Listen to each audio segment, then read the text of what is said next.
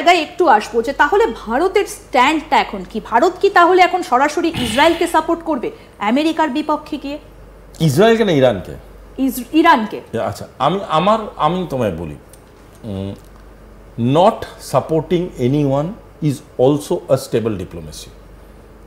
ডিপ্লোমেসিতে একটা এমন স্ট্যান্ড আছে, মানে ধরো রামবাবু শ্যামবাবুর মধ্যে ঝগড়া হচ্ছে, রামবাবু শ্যামবাবু দুজনেই আমার বন্ধু, আমি দুজনকেই বোঝাতে পারি যে তোমরা শান্তিপূর্ণভাবে বৈঠক করে আলাপ আলোচনা করে জিনিসটাকে সেটেল ডাউন করে নাও। আমরা বলে আমি কিন্তু কারুর পক্ষ না নিয়ে যে আমি দাঁড়িয়ে আছি, সেটাও কিন্তু একটা পক্ষ। কথা বোঝাতে পারলাম আমি? সেটাও একটা পক্ষ, মানে if I am not taking a side, that is also a side in diplomacy. আমরা যেটা দিয়ে শুরু করেছিলাম শুভাশিস বাবু, যে প্রথমে সেখানে তো নরেন্দ্র মোদী স্পষ্ট বলে দিয়েছেন যে আমার ইরানের প্রেসিডেন্টের সঙ্গে কথা হয়েছে, তাহলে উনি কি পক্ষটা নিয়ে ফেলেছেন? না না না না, এরকম না। ব্যাপারটা হচ্ছে ইরানের প্রেসিডেন্টের সাথে কথা হয়েছে, মানে ইরানের প্রেসিডেন্ট হয়তো নিজের থেকে ইনিশিয়েট করেছিল বা নরেন্দ্র মোদী নিজে ফোন করেছিল, so he called, I spoke. মানে আমি যদি মানে আমার এক বন্ধুর সাথে কথা বলি, তার মানে এই নয় আমি বাকি বন্ধুদের ডিসওবে করছি বা ডিসএগ্রি করছি, বাট হ্যাঁ আমি এক বন্ধুর সাথে যখন কথা বলেছি তার ব্যাপারে উনি কনসার্নটা চেপে গেলেও পারতেন, তারপরেও যে কনসার্নটা উনি দেখিয়েছেন, উনি যে টুইটটা করেছেন, উনি টুইটটা না করলে আমরা বিশ্ববাসী তো জানতেই পারতো না, হয়তো যদি ইরান কোনোদিন বলতো। পয়েন্টটা হচ্ছে উনি তারপরেও এই কনসার্নটা দেখালেন। This proves the statesmanship of India, this proves যে আমরা we are catching the bull by the horn. আমি একদম সামনাসামনি ফেস করছি, আমরা লুকিয়ে চুরিয়ে কোনো ফেস করছি না। আমরা ইরানের সাথে কথা বলেছি, হ্যাঁ বলেছি, আমরা দেখা করেছি, হ্যাঁ দেখা করেছি, সেখানে লোকাবার কিছু নেই।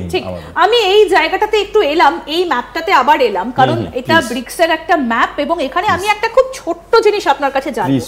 এই যে হরমুজ ভীষণ ভাবে একটা ইম্পর্টেন্ট জায়গা হচ্ছে স্টেট অফ হরমুজ।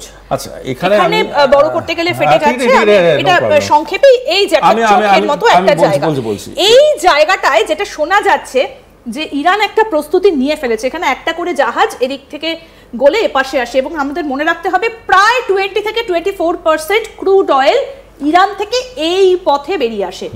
ইরান কি এখানে এই যে দেশগুলো কদিন পরে বৈঠকে বসবে তাদের জন্য কোন রকম কোন কূটনীতির রাস্তা কি এপাশ দিয়ে খোলা রাখবে? দেখো, আমার এই জায়গা এই ছবিটা দেখে একটু হাসি লাগছিল, তার একটাই কারণ, এই জোনটাকে বলা হয় oil capital of the world, ঠিক আছে? আর আমি ব্যক্তিগতভাবে এইখানে পোস্টেড ছিলাম, আমি জানি।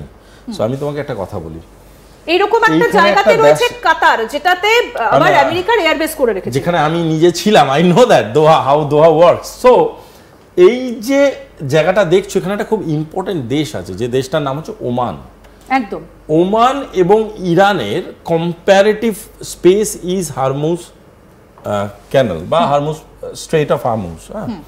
এখানে একটা জিনিস বুঝতে হবে, সবসময় দরজা বন্ধ করাটা একমাত্র অপশন ডিপ্লোমেসিতে নয়, ঠিক আছে?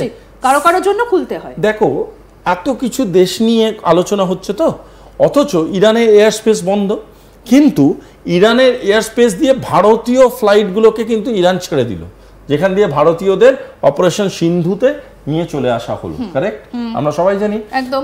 মানে কি বলা হলো, সিলেক্টিভ রেস্ট্রিকশন বা সিলেক্টিভ পারমিশন, এই কনসেপ্টটা কিন্তু ডিপ্লোমেসিতে আছে। মানে আমি যদি এরকম কোন ফিউচারে কিছু জিনিস, যেভাবে চীনের কার্গো জাহাজটা ইরানের আকাশ সীমায় ঢুকেছিল, আমি এরকম যদি কোনো ডিপ্লোমেসির কথা বলি, মানে কাল্পনিকই বলতে পারো, আমি বলি যেখানে ইরান এরকম কোনো একটা পলিসি আনার চেষ্টা করলো যে শুধুমাত্র ব্রিক্স বা শুধুমাত্র অমুক তমুক দেশ, এরকম 5টা দেশের ধরো নাম বললো, তাদের জন্য আমি এই সাপ্লাই চেনটাকে খুলে রাখবো, বাকি দেশগুলোর জন্য আমি supply chain is closed for ever, অবাক হবার কিছু নেই, অবাক হবার একদম কিছু নেই। আমি এখানে একটা প্রশ্ন একটু আপনার কাছে রাখতে চাই। ইউক্রেন রাশিয়া, আমি এই ম্যাপটা দিয়েই বোঝাই, ইউক্রেন রাশিয়া টাসেল যখন চলছিল তখন কিন্তু রাশিয়া থেকে ইন্ডিয়া তেল এনেছে এবং সাপ্লাই লাইনটা কিন্তু ইন্ডিয়ার হাত থেকে বিভিন্ন জায়গায় গেছে।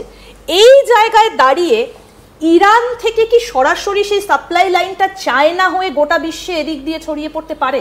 এইরকম কোনো সম্ভাবনা কি থাকছে? সেক্ষেত্রে তো চায়না লাভবান হবে, এবং ইরানের সঙ্গে চায়নার একটা সম্পর্ক রয়েছে দীর্ঘদিনের। হতে পারে, পসিবিলিটি আছে, কিন্তু আমার যতটা ইরানকে স্টাডি করে মনে হয় ইরান সিলেক্টিভ ডিপ্লোমেসির দিকে যাওয়ার চেষ্টা বেশি করবে দেন ডিপেন্ডেন্ট ডিপ্লোমেসি। কারণ ডিপেন্ডেন্ট ডিপ্লোমেসি যে কোনো রকমেরই হোক, সেটা ইকোনমিক হতে পারে, টেরিটোরিয়াল হতে পারে, ইনফ্রাস্ট্রাকচারাল হতে পারে, বা প্যাসেজ ওয়াইজ হতে পারে, সেটা মানে প্রাথমিকভাবে খুব লোভনীয় লাগে, প্রাথমিকভাবে খুব কনভিন্সিং লাগলেও ফর এ লং গেম বা লং টার্ম এটা কিন্তু খুব একটা বেনিফিশিয়াল নাও হতে পারে। সুতরাং পুরোটা কারোর উপর ডিপেন্ডও করবে না। ও যেটা করতে পারে আমার মনে হচ্ছে সেটা হলো যে প্যাসেজ যেটা খেলবে সেই প্যাসেজটাকে রেস্ট্রিক্ট করে দেবে, যে এত জনের জন্য যাবে। এই যে এই স্ট্রেট অফ হরমুজ দিয়ে তো এই গুজরাট হয়ে এই সব জায়গাগুলো দিয়ে তো ভারতের ভেতরেও ক্রুড অয়েলটা আসে। অ্যাবসলিউটলি। এবং আরো কিছু অদ্ভুত জিনিস যেটা বোঝাটা খুব প্রয়োজনীয়, সেটা হলো আমরা ধরে নিচ্ছি যে Russia, China, India military wise ইরানের পাশে দাঁড়াচ্ছে না, because Israel is also important to us, আমি বারবার বলছি দাঁড়াচ্ছে না। কিন্তু আমরা কেন বুঝতে এটাকে চাইছি না যে টক্স আর মোর পাওয়ারফুল দ্যান গান অ্যান্ড ব্যারেলস। যদি কথা শুরু হয় বা কথাবার্তা শুরু হয় তাহলে কিন্তু অনেক বড় বড় ঝামেলা সেরে। এবার বলছি যদি এরকম কোনো টেবিল সৃষ্টি হয় যে টেবিলে ইসরায়েল থাকবে, যে টেবিলে হয়তো ইরান থাকলেও থাকতে পারে, নাও থাকতে পারে, বাট রাশিয়া বসলো, ইন্ডিয়া বসলো, চায়না বসলো, লেটস সিট এন্ড টক। সেখানে যদি ইউএসএ পার্টিসিপেট করতে চায় দেখা যাবে। মানে আপনি আগের দিন বলেছিলেন ডি-ডলারাইজেশন একটা বড় সিদ্ধান্ত হতে পারে ব্রিক্সে, এবং আজকে আপনি বলছেন যে ব্রিক্স একটা আর্মি, মানে একটা ট্রুপ তৈরি করবে। Not army, military cooperation organisation, দুটো আলাদা। একটা জিনিস হচ্ছে আর্মি, নট আর্মি। এখানে হচ্ছে বাকি দেশগুলোর মিলিটারিগুলো একটা কোঅপারেশন পলিসি মেকিং এর জন্য একটা অর্গানাইজেশন বানানো, একসাথে আমরা এফোর্ট দেব যদি কোনো কিছু দরকার পড়ে।